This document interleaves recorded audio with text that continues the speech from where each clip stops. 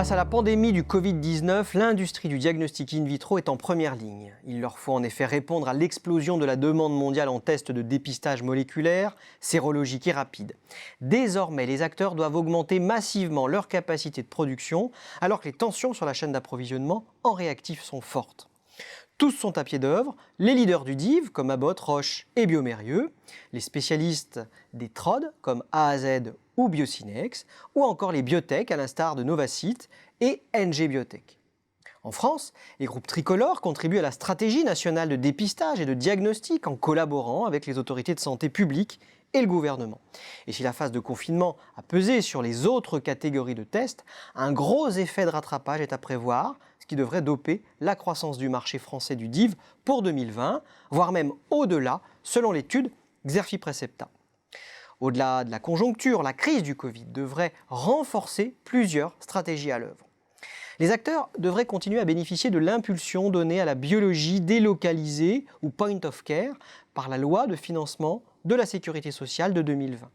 Dans ce cadre, le groupe français Stago a créé en 2018 Stago Biocare, une entité dédiée à la commercialisation des produits de point of care en France et en Belgique.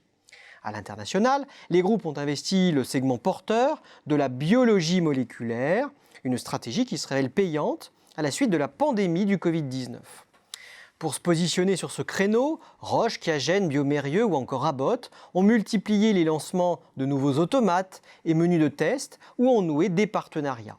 Les grands acteurs du DIV se sont notamment associés ces dernières années à la société américaine Illumina, leader incontesté des NGS ou technologies de séquençage nouvelle génération, dont le potentiel est considérable en biologie moléculaire. Quelques mois avant le déclenchement de la crise, Qiagen et Roche ont respectivement passé un accord stratégique sur une durée de 15 ans avec Illumina. Sur un marché déjà très concentré, où les 10 premiers acteurs réalisent plus des 3/4 du chiffre d'affaires, les opérations de grande envergure sont rares depuis les rachats d'Alere par Abbott et de Cepheid par Danaher. Les grands conglomérats industriels sont toutefois à l'affût. Thermo Fisher Scientific était entré fin 2019 en discussion pour acquérir Qiagen, avant que ce dernier ne renonce au projet pour rester indépendant. Nouveau coup de théâtre en mars 2020, le groupe a finalement annoncé l'acquisition de Qiagen, valorisant ce dernier à 11,5 milliards de dollars.